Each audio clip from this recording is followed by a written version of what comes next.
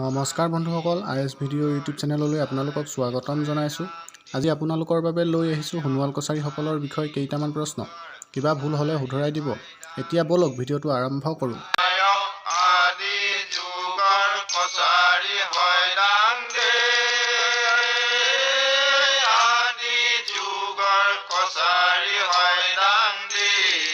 এক নম্বৰ প্ৰশ্ন, বাইথ মন্দিৰৰ মূল খুঁটাটো কি গছৰ লোৱা হয়?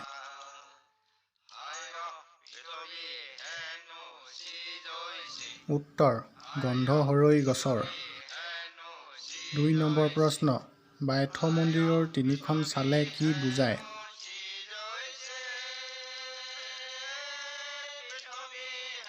উত্তৰ, খিৰিং ৰজা, গজাই, মনাই। ৩ নম্বৰ প্ৰশ্ন, সোণোৱাল কছাৰীসকলে প্ৰলয় বাধা দিবৰ বাবে কি পূজা কৰে?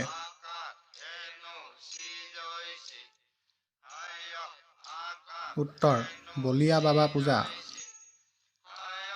৪ নম্বৰ প্ৰশ্ন, উগ্ৰাবীৰৰ ৰাজ্যক কি নামেৰে নামকৰণ কৰা হয়?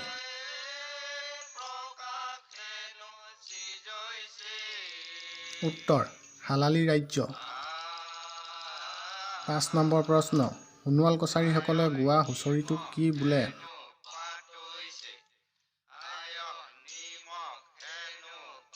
উত্তৰ, হাইদাং হুঁচৰি।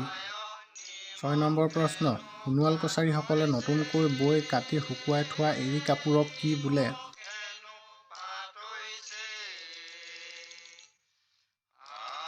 উত্তৰ, জেলেপ কাপোৰ বোলে।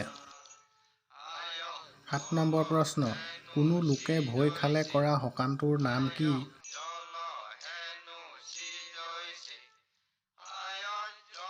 উত্তৰ, আয়ুস তোলা সকাম। ৮ নম্বৰ প্ৰশ্ন, বাইথ মূল শালৰ পূজাৰীক কি বোলে?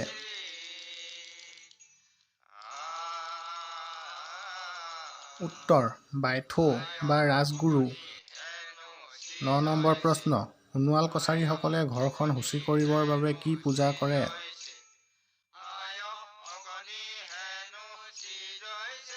উত্তৰ, ক্ষীণ ভঙা পূজা। ১০ নম্বৰ প্ৰশ্ন, সোণোৱাল কছাৰীসকলে মদক কি বুলি কয়?